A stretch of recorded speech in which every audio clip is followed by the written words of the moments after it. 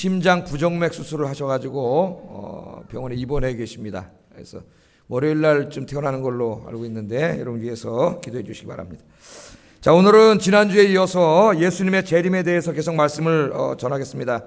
지난주에는 예수님의 재림과 세상의 종말이 가까이 왔음을 알려주는 시대의 징조들에 대해서 말씀을 전했습니다. 네 가지 징조를 말씀을 드렸죠. 예수님이 네 가지 징조가 있다 그랬어요. 뭐가 기억나세요? 첫 번째, 거짓 그리스도들이 많이 나타날 거다. 물론 옛날에도 있었지만 마지막 때가 가까울수록 더 많이 나타나서 내가 그로라 그런다 그랬죠. 내가 바로 재림 예수다 이렇게 주장하는 사람들이 많아질 거다. 그런 일들이 벌어질 때 끝은 아니지만 뭐가 가까웠다고요? 마지막이 가까웠음을 정신 차리고 알아라 이렇게 말씀을 하죠. 두 번째는 난리와 소요와 전쟁의 소식들이 있을 것이다. 물론 옛날에도 있었지만 더욱더 많이 들려올 것이다. 제가 지난주에 쫙 그냥 1940년도 이후의 전쟁에 대해서 중요한 전쟁만 쫙 얘기했죠. 예, 뭐 다 잊어버리셔도 되지만 그런 소식들이 막 들려오고 있습니다. 세 번째는 곳곳에서 자연재해 소식들이 막 쓰나미라든가 지진이라든가 막 확산이 폭발하고 이런 일들이 막 벌어지고 또 전염병 소식들이 막 들려올 거다. 우리가 지금 다 경험하고 있는 것들입니다. 그 다음에 마지막으로는 기독교에 대한 박해와 조롱이 과거에도 있었지만 점점 더 노골화되고 강화될 거다. 이런 네 가지 징조, 사인이죠, 사인. 네 가지 징조들이 일어날 것을 보면 끝은 아직 이르지 않았지만 끝이 아주 가까이 왔음을 알고 정신 차려서 신앙생활 해야 된다. 지난주에 예수님께서 말씀하신 말씀을 제가 말씀 그대로 증거했습니다. 오늘은 예수님께서 재림하시는 날 있을 하나님의 두려운 심판과 구원에 관한 말씀이에요. 구원에 관한 말씀. 그리고 그 주님의 재림을 기다리는 우리들이 어떻게 살아야 되는가 하는 것에 대한 말씀입니다. 지난 시간에 제가 설교하면서 주님 가까이 왔습니다. 그런 징조들이 다 보이고 있습니다. 그러므로 우리 신앙생활 열심히 해야 됩니다. 그러면서 강조한 게 공예배 회복을 강조했습니다.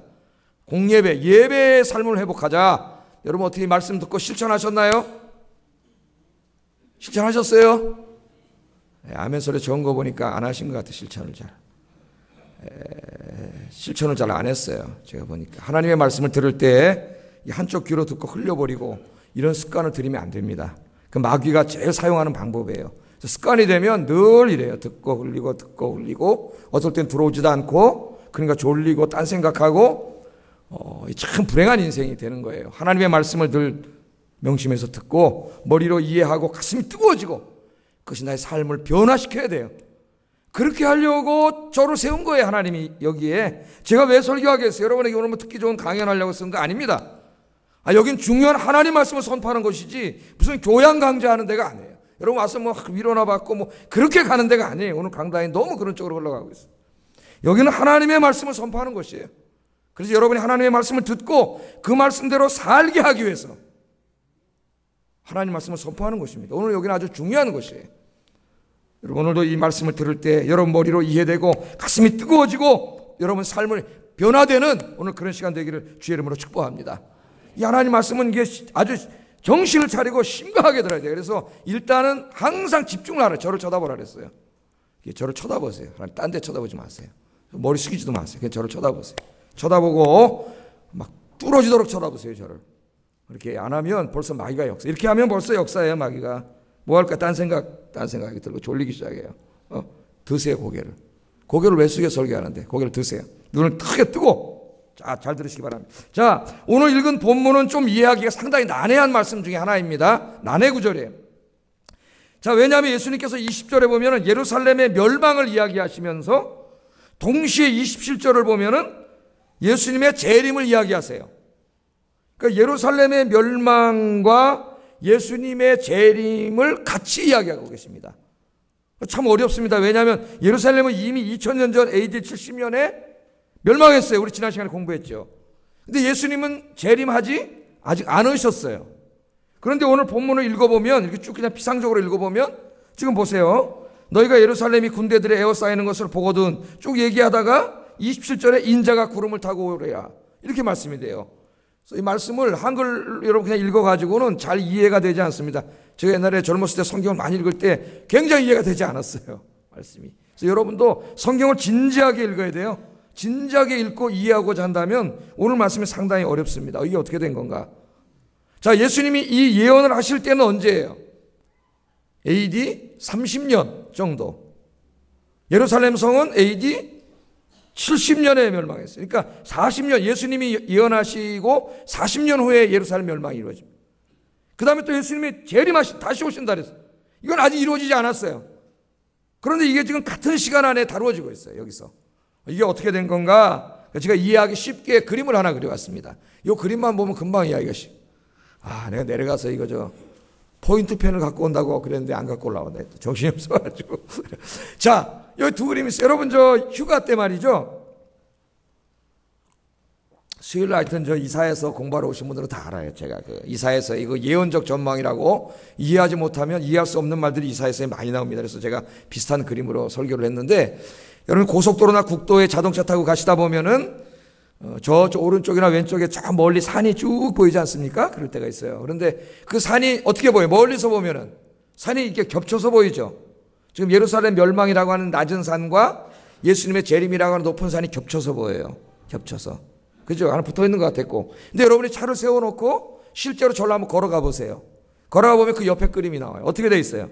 앞에 산과 뒷산은 상당히 거리가 있습니다. 거리가 있어요. 그죠? 그게 멀리서 보니까 이렇게 붙어 있는 것처럼 보이는 것이지, 이 그림 그리는 친구들은 이제 이걸 이렇게 잘 그리죠. 이렇게 떨어져 있단 말이에요. 오늘 예수님이 하신 말씀이 바로 이런 거예요. 예수님은 40년 후에 있을 예루살렘 멸망을 이야기하시면서 동시에 아직 이루어지지 않은 재림에 대해서 이야기하고 계십니다. 2000년이 지났는데 아직 재림하지 않으셨어요. 그런데 이것이 마치 한 번에 이루어지는 사건처럼 구분하지 않고 예수님이 막 말씀을 하셨어요. 그거는 마치 자동차를 타가다 우리가 지금 이쪽에 있는 그림을 보는 것과 마찬가지입니다. 이쪽에 있는 그림을 보는 것과 마찬가지예요. 꼭 붙어 있는 것 같은데 사실은 붙어 있지 않아요. 예루살렘 멸망은 AD 70년에 이미 이루어졌고 예언이 이루어졌습니다. 말씀하신 그대로 이루어졌어요. 이게 참 중요해요. 왜냐하면 예루살렘을 예언하신 그대로 예루살렘 멸망한 것처럼 예수님 재림하실 때 세상이 말씀하신 그대로 멸망할 것이기 때문에 이게 중요합니다. 그러나 실제로 거기를 딱 가보면은 지금 2000년이 지났잖아요. 이미 긴 시간이 있어요. 그래서 예루살렘 멸망과 예수님 재림할 때까지의 그 사이에 우리가 살고 있는데, 이때를 교회 시대라고 하기도 하고 또 성령 시대라고 하기도 하고 마지막 시대라고 하기도 합니다. 여러분, 성경에서 마지막 때라고 할 때는 바로 이 기간을 말하는, 또 종말이라고 할 때도 이 기간을 말하는 거예요. 예수님 재림하시기 직전을 말하는 게 아니라 바로 예수님부터 그러니까 초림부터 재림까지의 기간을 말하는 거예요. 그러니까 예수님이 지금 그렇게 말씀하시는 거예요. 사실은 시간적인 거리가 있죠. 이해가 되셨습니까? 안 되셨어요? 이해가 안 가세요? 이해가 안 가면 내년이 안 오는데 이해가 가야지 내년에. 그러니까 예수님이 AD 70년에 일어날 일을 얘기하시면서 실제로는 재림에 일어날 일을 같이 말씀하셨다는 거예요. 그래서 우리가 성경만 읽으면 한 시대에 일어날 것 같은데 사실은 기간이 있다는 거예요. 기간이 지금 우리가 그 사이의 시간이라는 거예요. 여러분, 이제는 이해가 되십니까? 이해가 안 되시면 이따 집에 가셔서 또 한번 설교를 다시 한번 들어보시고 그렇게 하시기 바랍니다. 자, 이 예수님께서는 이 재림하실 때에 이 세상의 죄악에 대한 무서운 심판이 있을 것을 오늘 먼저 말씀을 하십니다. 잘 들으셔야 됩니다. 죄는 그냥 없어지지 않습니다. 어떤 사람은 죄를 짓고 법의 망은 교묘히 피해갈 수가 있어요. 그래서 죄 짓고도 아직 안 잡힌 사람이 있고, 깨구리 소년 잡은 사람, 애들 대부다 죽이는 사람 아직 안 잡혔어요. 그거 끝나는 게 아닙니다, 여러분. 누가 다 보고 계세요? 사람은 못 잡지만 하나님은 다 보고 계세요. 정말 무서운 심판은 하나님의 심판이에요. 하나님의 심판. 내가 죄진 거, 못된 짓 한 거, 사람들 앞에는 속일 수 있지만 하나님이 다 갖고 계세요. 그러니까 절대 하나님 앞에 그런 죄 짓고 살면 안 돼요. 자, 이 죄에 대한 무서운 심판이 있어요. 하나님은 절대로 그냥 넘어가지 않아요. 하나님은 사랑의 하나님이면서도 공의의 하나님이세요. 하나님의 공의는 죄에 대해서 심판하셔야 돼요. 판사, 제가 그런 얘기 하잖아요. 판사가 내가 사랑이 참 많은 사람이라고 여기 살인범이 나와 있는데 당신 무죄요. 그렇게 할 수 없는 거예요.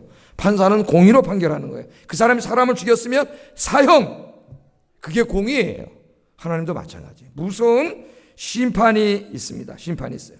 자, 하나님께서는 우리를 어느 정도로 사랑하시냐면은 외아들을 주시기까지 사랑하셨어요. 우리를 구원해 주시기 위해서 외아들의 생명까지도 주셨습니다. 그만큼 하나님이 사랑하세요. 지금도 누구든지 그 사랑에 오기만 하면, 그 사랑을 받아들이기만 하면 심판받지 않고 구원받는 줄로 믿습니다. 그런데 그 주님의 사랑을 끝까지 거부하고 받아들이지 않은 사람들에게는 무서운 하나님의 심판이 있어요. 그 심판을 예수님께서 우리에게 좀 더 이해하기 쉽게 이 그림적인 언어로 설명하려다 보니까 예루살렘에 대한 이야기를 하신 거예요. 자, 먼저 그래서 예루살렘 멸망에 대해서 이야기합니다. 20절, 23절 한번 읽어보겠습니다. 시작.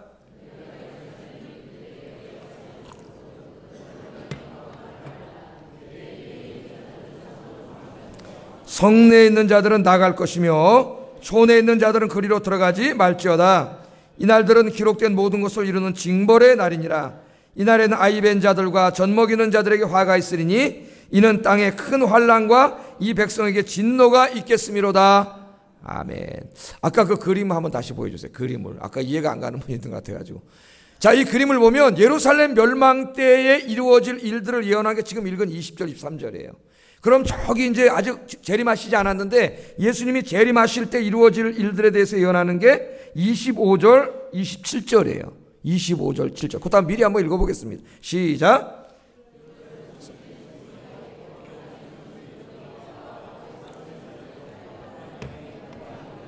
사람들이 세상에 임할 일을 생각하고 무서워함으로 기절하리니 이는 하늘의 권능들이 흔들리겠음이라. 그때 사람들이 인자와 구름을 타고 능력과 큰 영광으로 오는 것을 보리라. 아멘. 그러니까 지금 이 말씀은 예수님 재림하실 때 이루어질 일들이거든요. 그러니까 여기 지금 2000년이 지났잖아요. 예루살렘 멸망하고. 근데 아직 안 이루어졌잖아요. 그러니까 이 시간 차이가 많이 있는 말씀을 한 번에 말씀하셨기 때문에 꼭 예루살렘이 멸망할 때 예수님이 재림하시는 것 같이 우리가 오해할 수 있다는 거예요. 그래서 실제로 2000년 전에 AD 70년에 예루살렘이 멸망할 때 많은 기독교인들이 오해한 사람들이 있어요. 정말 세상에 종말이 오는 줄로 알았어요. 이 말씀을 잘못 이해해가지고 문자대로 읽어가지고 종말이 오는 줄 알고 예수님이 재림하시는 줄로 오해했던 사람들이 있는데 사실은 실제로는 이 시간적인 차이가 지금 많이 있는 거죠. 이미 2000년이 흘렀어요. 예수님 언제 재림하실지는 우리가 모릅니다. 오늘 밤에 오실 수도 있고 내일 밤에 오실 수도 있습니다. 자, 이해가 되시죠? 네. 자, 그리고 이제 예수님께서 예루살렘 멸망에 대해서 말씀을 하셨는데 예수님께서 예루살렘 멸망을 예언하시면서 뭐라 그러셨냐면 그날이 얼마나 공포의 날이고 끔찍하고 처참한 전쟁이 벌어지냐 하면은 그 예루살렘 거민들은 로마 군단이 쳐들어오기 전에 성 밖으로 도망하든지 산으로 피난 가라 그랬습니다. 그날 거기에 있는 사람 한 사람도 살 수 없어요. 실제로 이제 그렇게 됩니다. 이 말씀이 40년 후에 그대로 이루어져요. 그대로. 그래서 이 예수님의 말씀을 아멘으로 믿은 사람들은 로마 군단이 쳐들어오기 전에 예루살렘에서 다 이사 갔다 그래요. 다 나갔다 그래요. 할렐루야. 하나님의 말씀을 여러분 아멘으로 받고 말씀 그대로 이루어집니다. 하나님 말씀 우습게 여기지 마세요. 말씀 그대로 이루어져. 하나님 이렇게 하면 죄받고 심판받는다. 말씀 그대로 이루어져요. 저는 다 봅니다. 제가 이 목회자 생활을 하면서 그대로 이루어지더라고요. 복을 받든 일인지 하나님의 심판이 맞든지 그대로 이루어져요. 말씀하신 대로. 그러니까 이 말씀을 믿은 사람들은 예루살렘을 나갔어요. 근데 기독교인들이 다 나갔다 그래요. 그래서 그들은 목숨을 부지했어요. 오늘 예수님이 뭐라 그랬어요? 그날은 너무 끔찍한 날이기 때문에 그날 다 나가라 그랬습니다. 그래서 그날이 얼마나 끔찍하냐면은 이 임산부들하고 젖 먹이는 아이들은 고통이 따라 왜? 움직이기가 불편하잖아요. 움직이기가. 그러니까 뭐 임신을 했던 게 잘못된 게 아니고 그만큼 그날이 끔찍한 처참한 살육의 날이 될 거라는 거예요. 그래서 예수님이 예언하시고 40년 후인 AD 70년에 이 일이 실제로 이루어지죠. 67년부터 이 예루살렘에 유대 전쟁이 로마랑 일어나기 시작해가지고 70년에 로마의 타이투스라고 한 장군이 예루살렘을 이제 드디어 마지막으로 몇 달을 포위했어요. 포위했는데 이때 예루살렘 사람들이 하던 이 공포에 떨었습니다. 공포에 떨었어요. 심지어는 나중에 식량이 떨어져가지고 포위를 하니까 자기 애를 잡아먹었어요. 애를. 그런데 구약에도 나오죠, 이거. 아람 사람들이 예루살렘 포위했을 때 애를 잡아먹습니다. 그러니까 하나님 떠나서 죄지면 그렇게 된다고 이미 구약에 예언하셨는데, 말씀하셨는데. 그걸 우습게 한 거예요. 말씀을 건성으로 받아들인 거예요. 그리고 또 지금 예루살렘 거민들이 하나님의 사랑을 거부하는 거예요. 예수님이 울면서 얘기했잖아요. 예루살렘아 예루살렘아 선지자를 죽이고 내게 파송된 자를 돌로 치는 자요, 암탉이 제 새끼를 날개 아래 모음같이 내가 너희 자녀를 모으려 한 일이 몇 번이냐. 그러나 너희가 원치 아니하였도다. 이제 너희가 황폐하여 버림받으리라. 울면서 예수님이 얘기하셨는데도 그 말씀을 우습게 여긴 거예요. 우습게 여겼어요. 그래서 로마 군단이 쳐들어왔는데 무려 110만 명이 학살당했습니다. 110만 명이. 예? 방화, 약탈, 강간, 살인 이래가지고 무려 110만. 여러분 옛날에 로마 군단이 자기에게 충성을 다하는 나라에게는 팍스 로마나 로마의 평화를 지켜주지만은 이렇게 거부하고 전쟁을 일으키는 사람들은 씨를 말려서 완전히 잔인하게 죽여버립니다. 그래서 완전히 다 살육을 당했어요. 이게 그 유대 역사가 요세푸스가 쓴 유대 전쟁사에 다 나오는 이야기예요. 네 권으로 번역되어 있다 했죠. 우리나라에. 번역되어 있습니다. 저는 다른 게 있을 때 이 책을 다 읽은 장모님을 봤어요. 그걸 이야기하시는데 저는 그때 이 책을 다 읽지 않았습니다. 그 얘기를 하시는데 참 대단하다 그런 걸 들었어요.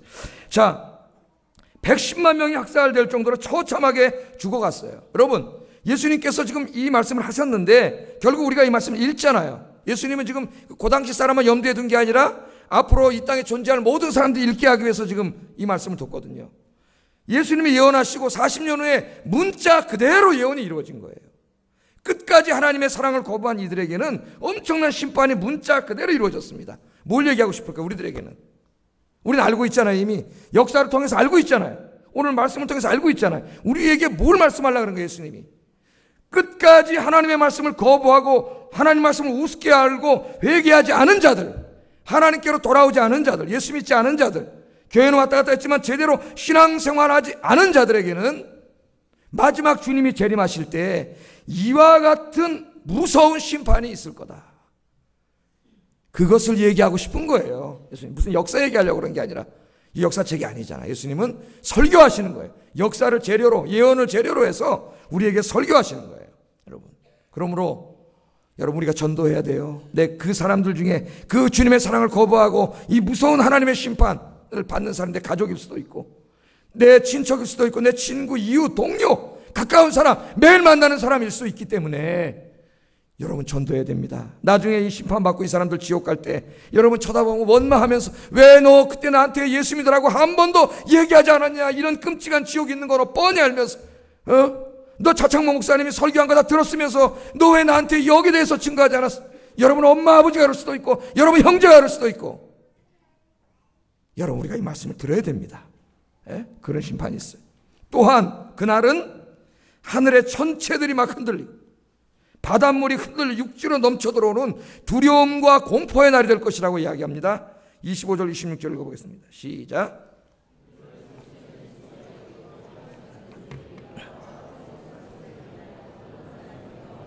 사람들이 세상에 임할 일을 생각하고 무서워함으로 기절하리니 이는 하늘의 권능들이 흔들리겠음이라. 아멘. 자, 여기 보면은 예수님이 재림하시는 해와 달과 별들, 하늘의 권능들이 크게 흔들릴 것이라고 이야기해요. 크게 흔들려요. 막 바닷물이 막 흉흉하게 넘쳐 들어올 것이라고 이야기합니다. 이 마태복음과 마가복음 병행 구절을 보면 좀 더 자세하게 나와 있습니다. 같이 한번 읽어보겠습니다. 시작. 해가 어두워지며 달이 빛을 내지 아니하며 별들이 하늘에서 떨어지며 하늘의 권능들이 흔들리리라. 여러분 갑자기 해가 컴컴해진다.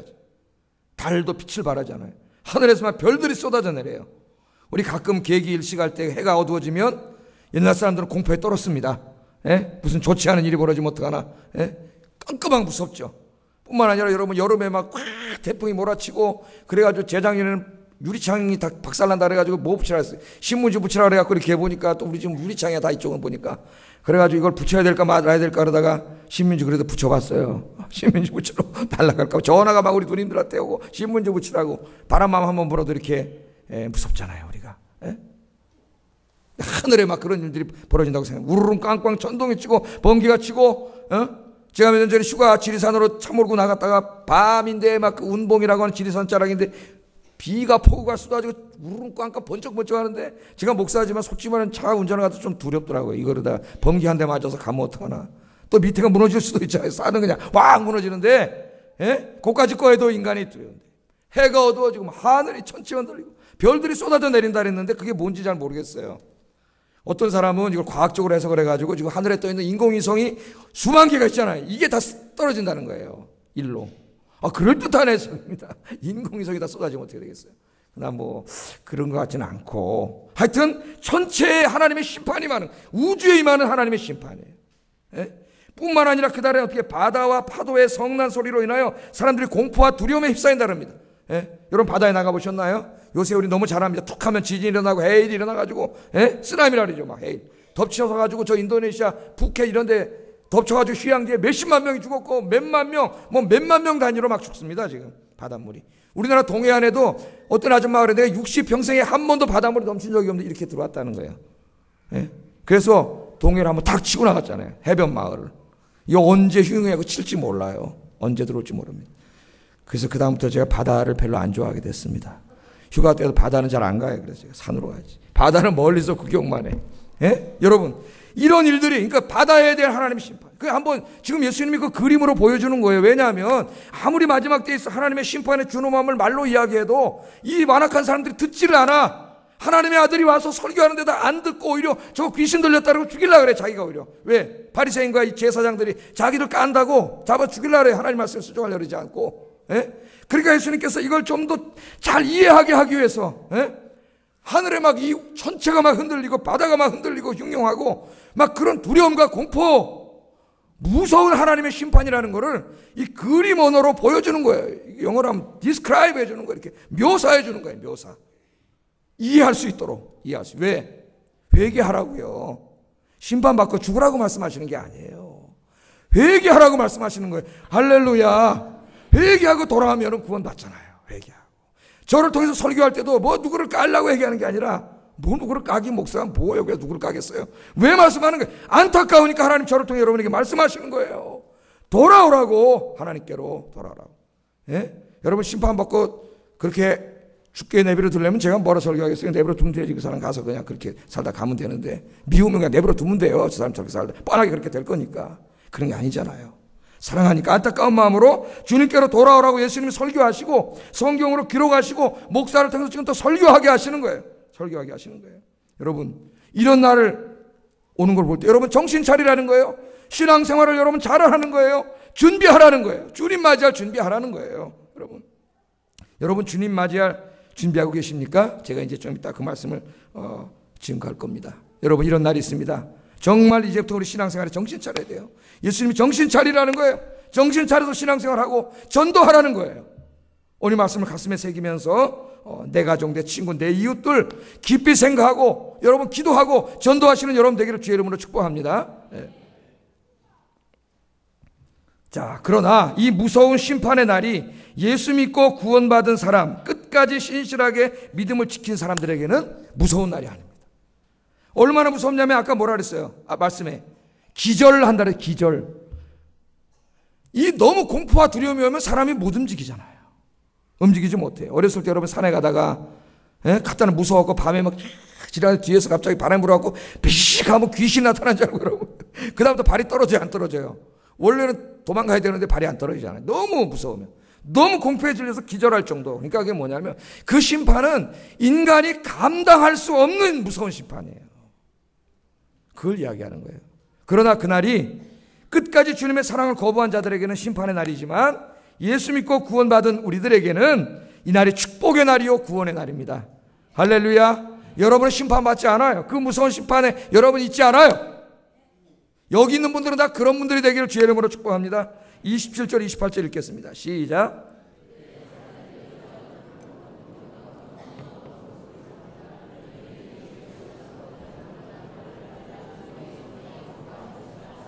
아멘.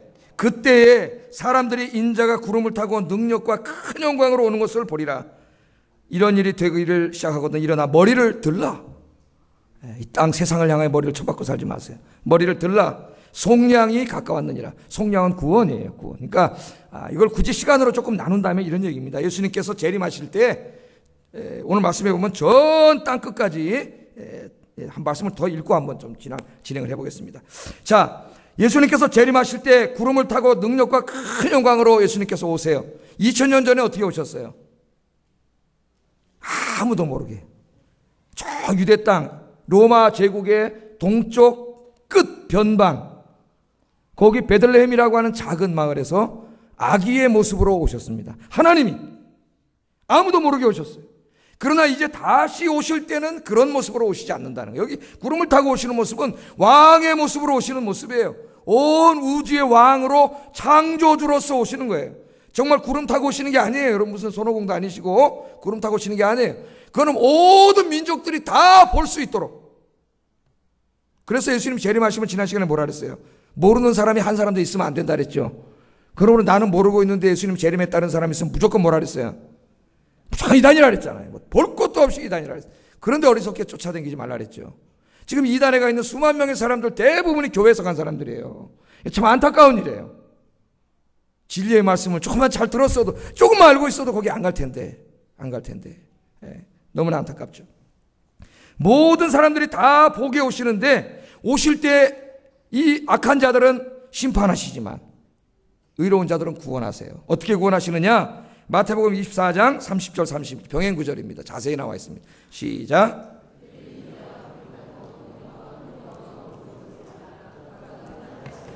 천사들을 보내리니 그들이 그의 택하신 자들을 하늘 이 끝에서 저 끝까지 사방에서 모으리라. 똑같은 말씀이 마가복음 13장 26절 27절에 되어 있습니다. 같이 읽어봅니다. 시작. 큰 권능과 영광으로 오는 것을 사람들이 보리라. 또 그때 그가 천사들을 보내어 자기가 택하신 자들을 땅 끝으로부터 하늘 끝까지 사방에서 모으리라. 자, 이렇게 될 겁니다. 아마 예수님께서 재림하시면 저 온 세상 끝에 있는 모든 예수 믿고 구원받은 사람들이 주님을 영접하러 주님이 오시는데 휴거할 거예요. 휴거를 또 헷갈리면 안 돼요. 휴거하실 거예요.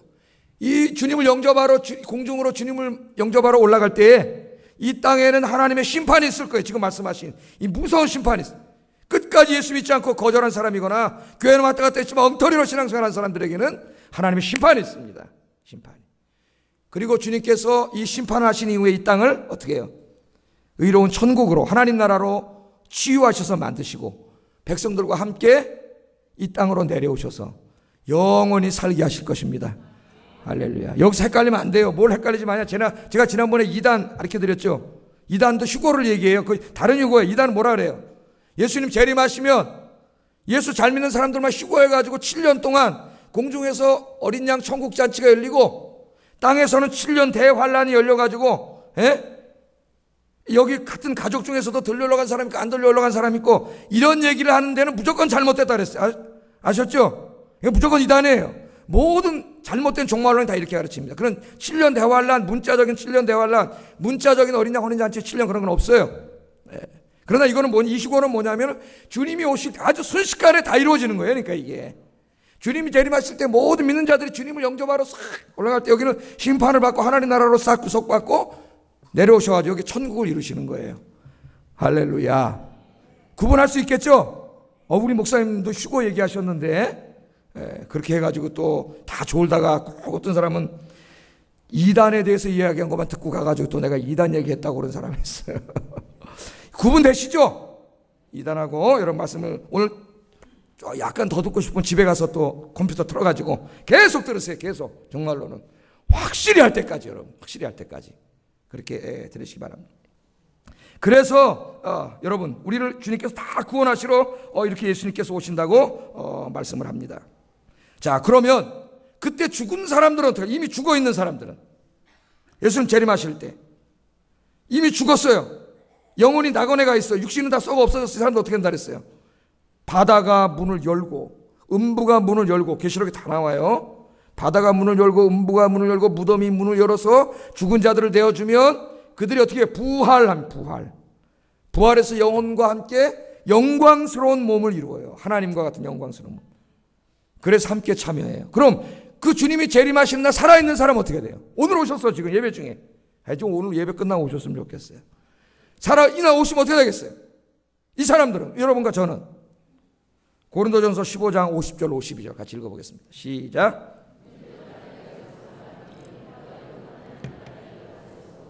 썩는 것은 썩지 아니하는 것을 유업으로 받지 못하느니라.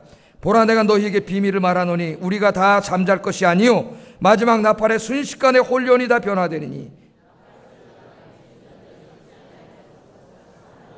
우리도 변화되리라. 아멘. 여기 아주 중요한 말씀이에요. 장례식 많이 댕기신 분은 알 거예요. 내가 장례식 때 이 말씀을 많이. 혈과 육은 우리 몸뚱아리, 이 몸뚱아리로는 하나님 나라에 들어갈 수 없다 그러잖아요. 왜? 이건 죄로 오염됐어요. 그래서 이미 늙고 병들고 모습도 다 달라요. 저 지금 이제 이 모습 흰머리도 많이 났었죠. 염색해서 그렇지 사실은 여기 다 하얘요. 또 연세 드신 우리 어머님들 아버님들 여기 다 계세요. 지금 이 모습으로 들어가면 얼마나 억울해. 천국 가서도 이렇게 살면 안 되잖아요. 예? 이 죄악된 모습으로 가는 게 아니에요. 변화돼야 돼요. 그게 변화되는데 어떻게 변화된다 그랬어요?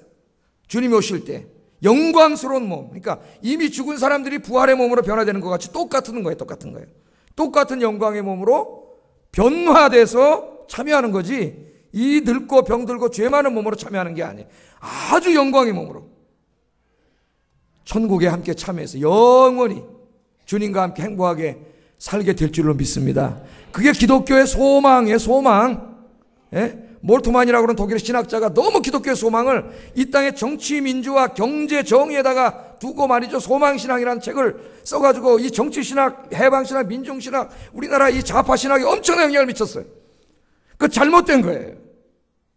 이 땅에 무슨 정치, 민주화되고 경제, 정의가 이루어진 저 북구 유럽이 하나님 나라입니까?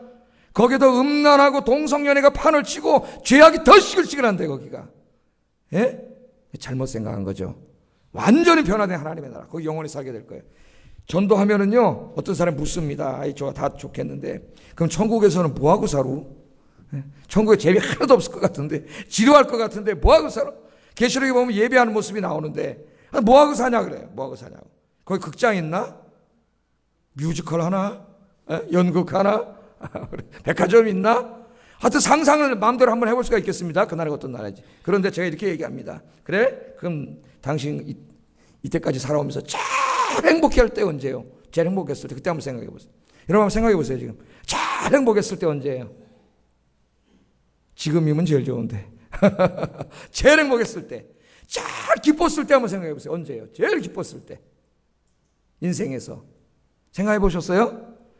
그때보다 100만 배 더 행복하고 기쁜 순간이 영원히 지속되는 나라, 그게 바로 천국인 줄로 믿습니다. 그렇게 전도하세요. 여러분, 내 인생에 제일 행복했던 순간과 제일 기뻤던 순간에 100만 배도 더 1억만 배 하세요. 1억만 배. 예? 보다 더 행복하고 더 기쁜 순간이 영원히 지속되는 곳, 그것이 하나님 나라요 천국입니다. 여러분 예수 믿으면 이거 모든 것을 공짜로 주신 줄로 믿습니다. 예, 공짜로 주셨어요. 그럼 또 사람들이 물어요. 그래, 이 땅은 죄악이 가득하고 당신이 말한 대로, 뭐 좀 풍요로운 것 같지만 아직도 불의가 여전하고 거짓말, 속임수, 살인, 전쟁, 미움 가득하고, 그래, 당신 말이 맞는 것 같은데, 그러면 도대체 예수님께서 언제 재림하십니까? 물어보잖아요. 언제 이 죄악된 세상을 다 심판하시고 여기에 의로운 나라를 세우시고 평화의 나라를 세우시고 샬롬의 나라를 세우시고 우리를 거기서 영원히 행복하게 살게 하는 그 옷이 언제 오십니까? 아시는 분 한번 손 들어보세요. 언제? 그것도 몰라요? 예수 믿은 지 몇 년이 됐는데 아직 그것도 몰라요. 이 유도신문이라 그래. 이걸 유도신문. 경찰들이 잘한 유도신문. 알면 이단이에요. 알면 이단. 예수님이 뭐라 그러셨어요? 마태복음 24장 35절 36절 같이 읽어보겠습니다. 시작. 오직 아버지만 아시느니라 하면, 그날이 언제인지는 아무도 몰라. 누구만 아세요? 하나님만 아세요. 그러므로 요새 보면 그날을 안 되는 사람이 너무 많아요. 다 뭐예요? 무조건 이단. 읽을 필요도 없고 대화할 필요도 없고 묻지도 말고 따지지도 말고 뭐예요? 이단이야. 그건 이단. 묻지도 말고 따지지도 않고 참 좋은 거예요. 상종도 하지 마세요. 하나님밖에 모른다고 예수님이 얘기하셨는데 자기가 안다 그러면 성경을 부정하는 거예요. 근데 어리석게 또 거기 지난번 우리 1992년 이장님 사건 때 얼마나 많은 교인들이 재산 바치고 다 거기 갔어요. 참 이게 지금 미치고 환장할 노릇이에요. 오늘 여기 예배에 오신 분은 잘 들으셨죠? 이단. 여러분, 그 날을 미리 가르쳐주면은 왜 안 가르쳐줬냐면 그게 바로 재앙이에요. 안 가르쳐준 게 축복이에요. 왜냐하면은 내년도 크리스마스 날 주님 오신다 그러면 종말이 내년에 올까요? 오늘 올까요? 오늘부터 옵니다. 왜? 학교 가겠어요? 회사 가겠어요? 1년만 먹고 살면 되는데, 다 따져보니까 집 팔고 1년만 밥 먹고 살면 되는데, 재앙이 먼저 오는 거예요. 재앙이. 그래서 그날과 그때는 안 가르쳐주는 게 은혜인 줄로 믿습니다. 갑자기 와요. 반드시 많은데 갑자기 오세요. 갑자기. 데살로니가전서 5장 1절 2절 읽어보겠습니다. 성경을 잘 알고 있어야 돼요. 모르는 사람 적으세요. 집에 가서 컴퓨터 보고 다 적으세요. 읽어보겠습니다. 시작. 주의 날이 밤에 도둑같이 이를 줄을 너희 자신이 자세히 알기 때문이라. 하면 어떻게 온다고요? 밤에 도둑놈 언제 오는지 아는 사람 있어요? 도둑놈 예고하고 갑니까? 오늘 12시 30분에 니네 집 털 테니까 한번 잘 지켜봐라. 그런 도둑놈 어디 있어요? 도둑놈은 모르게 오는 거야. 언제 올지 몰라요. 예? 좀 그 표현이 그렇지만 예수님께서 잘 설명해 주시려고 도둑놈에다 비유하셨어요. 도둑이 언제 올지 모르는 것처럼, 예? 반드시 오세요. 그 다음에 보면 임산부에게 해산의 날이 오는 것처럼 그랬어요. 여기 쓰진 않았지만. 임신을 하면 반드시 아기를 낳잖아요. 그건 반드시 온다는 말씀이에요. 반드시 오시는데 언제 오시는지 몰라. 그래서 우리는 항상 어떻게 돼요? 준비하고 있어야 돼요. 그러므로 어떤 사람이 예수님이 언제 오신다고 얘기하면서 어느 기도원에 가서 우리가 기도하고 이제 세상 일 다 끝내고 기도해야 됩니다. 옛날에 이장님이 그랬죠. 이장님 목사가. 그래서 은행 통장 돈 다 빼다가 거기다가 다 바쳤어요. 사람들이. 그랬더니 지는 그 돈 가지고 미국 은행에다 저금했어요. 나쁜 놈이잖아요. 지는 왜 저금해? 주님 오신다 그러면서. 예? 그 속지 말라고. 그러니까 우리가 일상적인 일을 할 때 오시는 거. 이게 주님 오시려 얼마 안 가까웠으니까 이제 다 세상 일 놓고 직장 때려치고 나는 그냥 교회 가서 기도만 하고 전도만 하고 살래. 그게 아니란 말이에요. 그게 아니에요. 일상적인 일을 할 때 갑자기 오세요. 마태복음 24장 40절 41절 읽어보겠습니다. 시작. 한 사람은 버려둠을 당할 것이요 두 여자가 맷돌질을 하고 있음에 한 사람은 데려가고 한 사람은 버려둠을 당할 것이니라. 아멘. 이거를 또 이 이단 종말론자들이 잘 이용해 먹습니다. 엉터리로 해석해가지고 이 말씀도 뭐라 그러냐. 봐라 이거 봐. 밭 갈다가 한 사람 들려 올라갔잖아. 맷돌 갈다 한 사람만 들려 올라갔잖아. 그런 일이 벌어진다는 거예요. 이런 그런 말씀이 아니에요. 이 말씀은. 이게 뭐예요? 어떤 사람은 밭에서 밭을 가라. 여러분 직장에 가서 직장 일을 하고 세상에 가서 세상 일을 해요. 먹고 살기 위해서 우리가 다 장사도 해야 되고 다 해야 되잖아. 또 어떤 사람 집에서 맷돌을 가라. 가사 일을 하고 있어요. 이런 모든 일들을 우리가 주님 오신 날까지 해야 되는 거예요. 에? 정상적인 생활을 다 해야 되는, 정상적인 다 생활을 하는데 그 생활을 하고 있을 때 갑자기 오신다는 거야. 그럼 우리에게 어떤 교훈이 올까요? 항상 준비하고 있어야 합니다. 그래서 주님 오실 때 여러분 어떤 모습인가가 참 중요하겠죠. 주님 오실 때 항상 준비하고 있어야 돼요. 제가 그래서 좀 수요일이나 금요일에 새벽 예배할 때 오셨으면 좋겠어요. 그러면 그 얼마나 하나님 기뻐하시겠어요. 여러분 제가 지난번에 공예배 많이 강조했는데 주님이 오시는데 모든 성도들이 예배 드리고 있는데 여러분 딴 데 있으면 그때 주님 오시면 어떡할 거예요?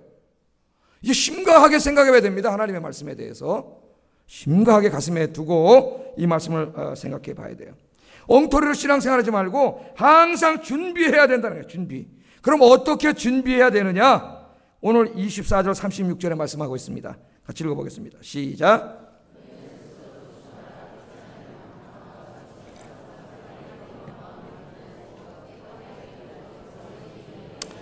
이날은 온 지구상에 거하는 모든 사람에게 이 말이라.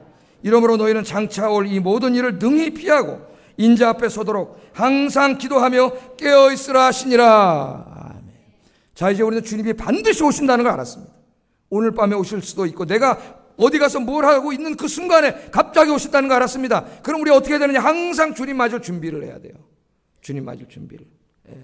제가 좀 죄송한 말씀이죠. 저희 수단에 웃으면서 농담으로 그랬습니다. 내가 제일 행복할 때는 당신이 제일 이쁘게 하고 있을 때가 제일 행복해 그랬어. 이쁘게 보일 때. 그러니까 항상 이쁘게 하고 있어. 그렇게 제가 말씀드린 적이 있는데 주님 오실 때 모습이 마찬가지예요.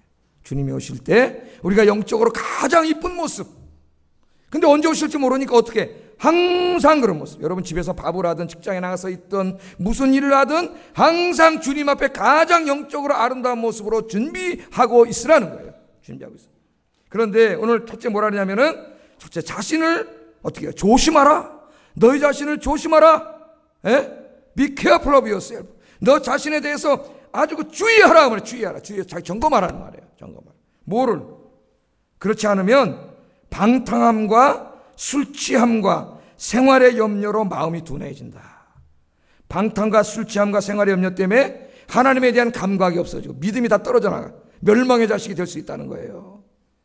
조심하라고. 자기가 그렇게 되지 않고 있는지 자기를 점검해야 돼. 조심해야 돼요.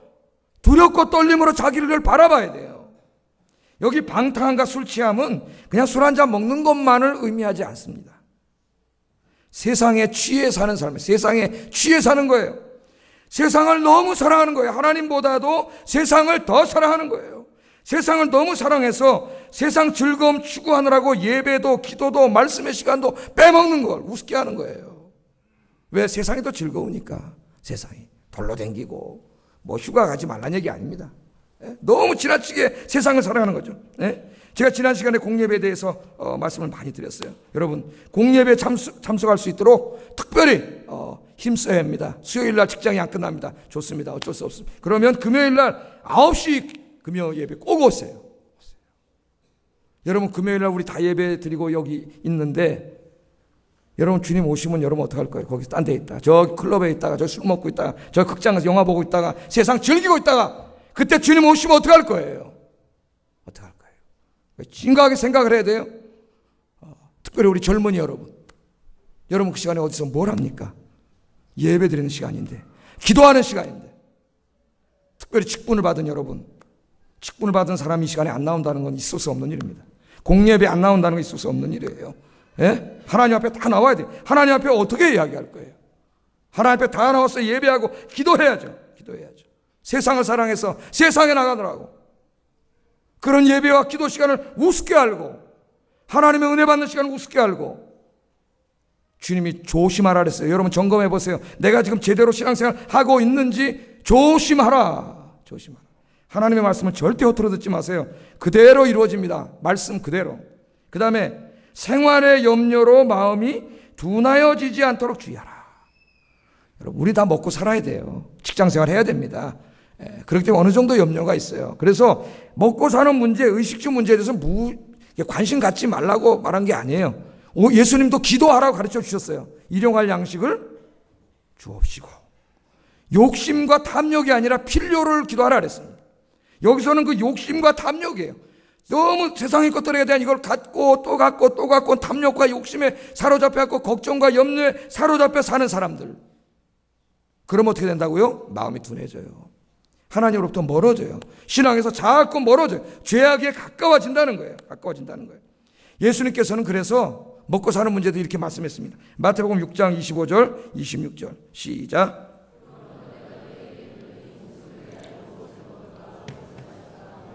무엇을 입을까 염려하지 말라. 목숨이 음식보다 중하지 아니하며 몸이 의복보다 중하지 아니하냐. 공중의 새를 보라. 심지도 않고 거두지도 않고 창고에 모아 들이지도 아니하되 너희 하늘 아버지께서 기르시나니 너희는 이것들보다 귀하지 아니하냐. 여러분, 기도하고 하나님께 맡기면 하늘 아버지가 여러분께 채워주실 줄로 믿습니다. 이거 갖고 염려하는 사람은 예수 안 믿는 사람은 아버지가 없으니까 염려하는 거예요. 여러분 아버지가 계세요. 여러분이 직장 다니고 일하면서 열심히 기도하면 하나님이 이루어 주실 줄로 믿습니다. 그러므로 여러분이 먼저 생각해야 될 것은 이거예요. 마태복음 6장 33절 34절 읽어보겠습니다. 시작.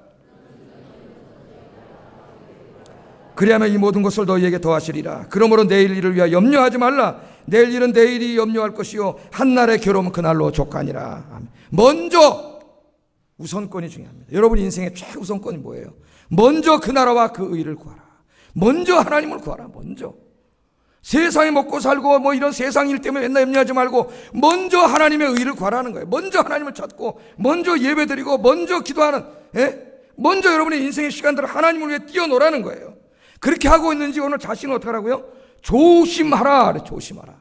점검하라는 겁니다. 여러분 점검하세요. 예수님이 하신 말씀이에요. 예루살렘 사람들이 이 말씀을 우습게 알았다가 그대로 심판이 문자적으로 이루어진 것처럼 그렇게 되지 않으려면 자기 자신을 점검하라고 이야기합니다. 점검. 여러분 세상에 취해 살지 말고, 세상의 쾌락과 즐거움에 취하지 말고, 먹고 사는 문제에 너무 취하지 말고 더욱더 하나님께 가까이 가는 여러분 되기를 주의 이름으로 축복합니다. 두 번째는 적극적으로 항상 기도하며 깨어있으라 그랬어요. 항상 기도하며 깨어있으라. 여러분 그렇게 하고 있습니까? 항상 기도하라. 그렇죠? 항상 기뻐하라. 쉬지 말고 기도하라. 범사에 감사하라. 이는 그리스도 예수 안에서 너희를 향하신 하나님의 뜻이니라. 아멘. 이게 하나님의 뜻이라고 말씀했어요. 하나님의 말씀을 여러분 들었으면 이제 이 가슴으로 내려와야 돼요. 그리고 이 말씀대로 살고 있는지 자기를 찢어야 됩니다. 여러분 제가 아까도 말씀드렸죠. 자꾸 일로 듣고 일로 흘리는 그런 마귀에게 속아 살지 말라고. 여러분, 기도하지 않으면요, 마귀에게 사로잡혀요. 마귀. 예수님께서 베드로에게 뭐라 그랬어요? 시험에 들지 않도록 항상 깨어서 기도하라. 이 말씀 지키지 않아가지고 베드로가 바로 예수님을 3번이나 부인하는 실수를 범하게 됩니다. 3번이나 부인했어요. 항상 기도하라. 기도하지 않으면 시험 들어요. 마귀를 이기고 이 세상의 염려를 이기려면 적어도 하루에 1시간 정도는 기도와 말씀의 시간을 가져야 합니다. 기도의 골방에 들어가 세상과 끊고 하나님께만 집중하는 시간을 가져야 됩니다. 여러분 그렇게 갖고 있습니까? 그렇게 갖지 않으면 절대로 그날 하루를 하나님의 말씀대로 살 수 없어요. 그 신앙생활 제대로 할 수 없습니다. 여러분 잊지 마세요. 인생의 승부는 기도의 골방에서 나는 것입니다. 가장 좋은 것이 새벽 기도예요. 새벽에 나오면 무조건 1시간은 드릴 수 있어요. 예배 30분, 기도 30분. 그럼 1시간 딱 돼요. 1시간. 예? 새벽에 나왔어요. 새벽 기도 한번 도전해 보세요. 여러분의 인생이 달라지고 가정이 달라집니다. 앞으로 매월 첫째 주, 내일부터예요. 내일부터. 매달 첫째 주는 월삭 새벽 기도로 드리려고 해요. 제가 목회하면서 생각을 해봤습니다. 새벽 기도를 다른 교회에 비해서 너무 안 나오기 때문에 고민입니다. 기도를 하면서 생각을 해보다가 내가 목회를 하면서 내 성도들이 하나님의 복을 받고 하나님께 쓰임받는 성도들을 만드는 게 내 책임인데 내가 너무 그냥 내버려 두는 게 아닌가 성도들을. 그 반성을 했습니다. 반성을 했어요. 그냥 새벽에 피곤한데 나오는 사람 나오고 나머지 자기 하자. 이런 생각이 많았어요. 예? 근데 그게 목사로 살 일이 아니더라고요. 여러분들이 하나님께 복받게 하고 하나님께 쓰임받게 해야 되잖아요. 그리고 여러분 기도하게 만들어야 돼요. 그래서 기도하는데 하나님 한번 매달 첫째 주 월삭 새벽 기도를 한번 해봐라. 그런 생각 주셨어요. 월삭이 뭡니까? 이스라엘 사람들은요 첫 열매를 굉장히 중요시해요. 1년의 첫날, 한 주일의 첫날, 한 달의 첫날, 한 달의 첫날이 월삭이에요. 월삭. 그날 그들은 예배 드리고 한 달을 시작했습니다. 그래서 우리 교회도 이제 내일부터 매달 첫째 주 월요일부터 금요일까지는 새벽 기도 할 거예요. 전 교인이 다 나와. 직분자 말할 것도 없겠죠. 우리 직분을 가지신 분들은 책임을 갖고 나와야 됩니다. 제가 일부 때도 얘기했지만 제가 다른 교회 섬길 때는 난 중직자들이 공예배에 빠지는 걸 거의 보지 못했습니다. 아예 뽑히질 않아요. 중직자에 예배에 빠지는 사람들은. 여러분 앞으로 우리 임직하고 그럴 때 이 예배의 기준을 여러분 투표의 기준으로 두세요. 예배가 중요한 거예요. 예배 안 되는데 어떻게 직분을 받아요? 직분을 받은 사람이 예배를 안 오면 직분이 없는 사람이 그 사람 보고 어떻게 생각해서 저 사람도 예배 안 나오는데 내가 뭐 예배나 이렇게 되는 거예요. 교회가 힘들어지는 거예요. 다 예배 나왔어요. 예배 나오시고 금요일 날 와서 기도하시고 그렇게 해야 됩니다. 특별히 아빠들이 기도해야 돼요. 여러분 아빠는 집안의 제사장이에요. 제사장. 엄마만 예수 믿으면 엄마가 제사장이에요. 제사장이 기도해야 됩니다. 디모데전서 2장 8절 같이 읽어보겠습니다. 시작. 기도하기를 원하노라. 아멘. 남자들이 분노와 다툼 없이 거룩한 손을 들어 기도하기를 원하노라. 기도하기를 원하노라. 싸우는 데는 그냥 말씀 피우는 데는 열심히 하는데 기도는 하지 않는 사람들이 너무 많아요. 기도하기를 힘쓰라. 여러분 젊은 아빠들이요. 특별히 오늘 예배와 기도의 자리로 나오세요. 인생의 곤고한 날이 이르기 전에 가정과 자녀들에게 고통의 날이 이르기 전에 기도의 보험을 들어놓으셔야 합니다. 하나님께서는 집안의 가장들이 기도하기를 원하십니다. 특별히 아빠들이 기도하는 걸 하나님이 기뻐하세요. 금요일날 9시 직장 끝나죠. 뭐 하십니까 여러분? 여러분 어디서 뭐 하고 계세요? 예배 드릴 때. 제가 다른 교회 섬길 때 보니까 금요 기도회 시간에 자꾸 연세 높으신 분들만 나오고 젊은이들이 거의 없어요. 저희 나이보다 윗사람들만 나오더라고요. 그래서 제가 나오는데 저보다 아랫사람들 남자 집사님들이 운동도 같이 하고 그랬는데 밥을 사주겠다. 프로방스에서 밥을 먹어. 내가 그때 그 친구들에게 이야기했습니다. 나는 교회를 떠나지만 이보시오. 집사님들. 지금 금요 기도회에 내 나이보다 적은 사람이 없습니다. 나보다 5살 많은 그 조집사님은 그분 이상만 나옵니다. 그럼 교회가 어떻게 되겠습니까? 교회가 나중에 망해. 그러니까 당신들이 교회를 나와야 돼. 금요 기도회에. 알겠습니다. 잘 나가겠습니다. 나가는지 안 나가는지 제가 모르겠어요. 그래 권고를 하고 왔는데 내가 오늘 와서 목회를 하면서 우리 교회가 그렇게 되고 있다는 거예요. 안타깝습니다. 물론 나오는 분들이 있어요. 어떨 때는 엄마들이 아빠들이 애기 데리고 나와서 저 유아방에 애기만 19명 금요기도에 나와 있는 집들이 있습니다. 복된 집입니다. 지혜로운 엄마 아빠예요. 어려서부터 성전에 나와서 아이들이 뛰놀게 하는 게 얼마나 아이들에게 큰 재산인지 아세요? 영적인 재산이에요. 못 그러시는 분들은 이제 나오세요. 시간을 내세요. 9시에 뭐 합니까 여러분? 여기 나와서 기도하세요. 여러분 다른 정말 열심히 하는 교회 가보면 금요일 날 제가 지난 시간에 얘기했죠. 여기 맨 앞자리에 젊은 아빠들이 꽉 차서 예배드리고 기도하고 있어요. 우리가 같이 신앙생활을 하는데 여러분 하나님이 어떤 사람을 기뻐하시겠습니까? 여러분 기도하지 않으면 후회할 일이 벌어져요. 인생에. 여러분 무조건 다 털고 애기가 있으면 애기 안고 유아방 있으니까 다 나오세요. 다 나오세요. 여기 예배가 있고 기도가 있고 기도하다 주님 만나고 응답받고 여러분 그러셔야 됩니다. 기도하지 않으면 마귀에게 붙잡힙니다. 부부간에 금이 가고 자녀들이 삐뚤어 나가고 삶에 문제가 생기고 신앙생활에 빨간 불이 켜집니다. 자기도 모르게 하나님 사이에 점점 멀어져가고 마음이 둔해지고 영육간에 피폐한 인생이 됩니다. 제가 맨 처음에 왔을 때 우리 청년들이 수요예배 금요일에 상당히 많이 나왔습니다. 이쪽은 다 청년들이었어요. 30명 이상씩 나왔었습니다. 이 친구들이 결혼을 한 친구들도 있고 이렇게 됐는데 결혼을 한 다음에 안 나오는 친구들이 있고 청년부 아이들에서 예배 잘 보이진 않아요. 앞으로 청년부는 예배 공예배 운동에 더 열심히 하고 청년 때부터 젊었을 때부터 어렸을 때부터 예배와 기도의 자리에 있어야 돼요. 나중에 나이 들면 결혼하면 천만의 말씀입니다. 후회하지 마세요. 나중에 다 나와요. 우리 청년들 여기 나와 있는데 예배 드리는데 신경 쓰세요. 앞으로 예배 드리고 기도하는데 신경 써요. 그래야 하나님이 여러분 복 주세요. 여러분이 아무리 뛰어다녀도 소용없어. 하나님이 여러분에게 복 주셔야 돼. 하나님이 여러분에게 복 주시고 여러분 장래를 붙잡아 주셔야 되는 거지. 여러분이 아무리 뛰어다닌다고 되는 게 아니에요. 왜 그걸 모르세요? 하나님이 붙잡아 주셔야 돼요. 여호수아를 보세요. 여러분 모세 뒤따라갔다가 모세 뭐 하나 보니까 성막에다가 기도하잖아. 기도하고 모세가 갔잖아요. 여호수아가 집에 갔습니까? 청년 때입니다. 자기도 거기 들어가서 밤새도록 기도했어요. 그러면 200만 명 중에 하나님이 누구에게 복을 주셨어요? 누구를 주셨어요? 여호수아를 주셨어요. 왜? 하나님은 기도하는 사람을 쓰세요. 기도하는 사람, 하나님 앞에 신실한 사람, 늘 기도와 말씀으로 자기를 무장하고 준비하는 사람, 하나님이 그 사람에게 복 주시고 그 사람을 쓰실 줄로 믿습니다. 공부 끝나고 애들 온다고요? 천만의 말씀입니다. 큰일 납니다. 신앙에서 다 떨어져 나갔어요. 이미. 신경 써야 돼요. 자기 자녀들에게도. 기도하고 무엇보다도 신앙의 문제, 기도와 예배의 문제 더 신경 써서 정말 주님 오실 날이 가까이 왔는데 제가 진짜 간절히 원하기는 우리 아영교회 모든 성도들, 가족들, 자녀들이 다 주님 오실 준비하고 주님 오실 때 잘했다 칭찬받는 복된 성도들 되시기를 정말 안타까운 마음으로 주의 이름으로 축복합니다. 기도하겠습니다.